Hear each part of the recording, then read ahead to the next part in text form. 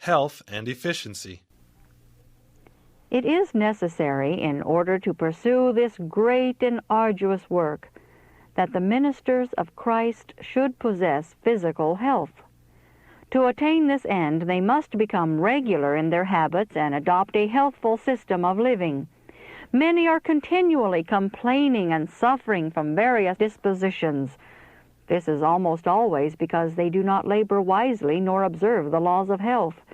They frequently remain too much indoors, occupying heated rooms filled with impure air. Here they apply themselves closely to study or writing, taking little physical exercise and having little change of employment. As a consequence, the blood becomes sluggish, and the powers of the mind are enfeebled. The whole system needs the invigorating influence of exercise in the open air. A few hours of manual labor each day would tend to renew the bodily vigor and rest and relax the mind. In this way, the general health would be promoted, and a greater amount of pastoral labor could be performed. The incessant reading and writing of many ministers unfit them for pastoral work. They consume valuable time in abstract study, which should be expended in helping the needy at the right moment. Our ministers who have reached the age of 40 or 50 years should not feel that their labor is less efficient than formerly. Men of years and experience are just the ones to put forth strong and well-directed efforts. They are especially needed at this time. The churches cannot afford to part with them. Such ones should not talk of physical and mental feebleness, nor feel that their day of usefulness is over.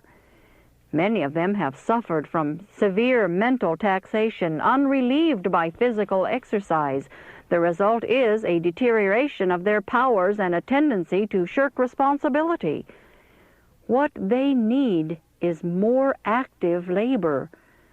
This is not alone confined to those whose heads are white with the frost of time, but men young in years have fallen into the same state and have become mentally feeble.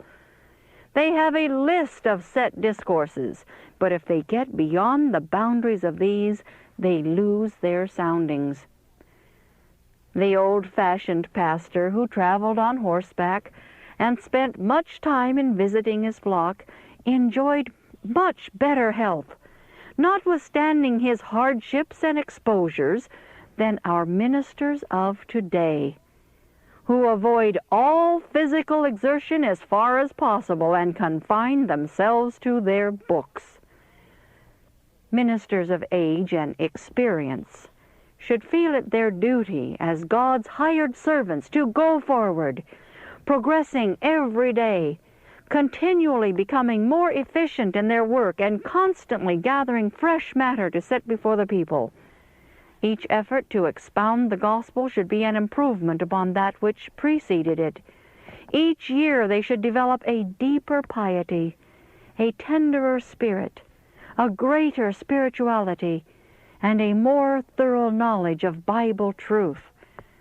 The greater their age and experience, the nearer should they be able to approach the hearts of the people, having a more perfect knowledge of them.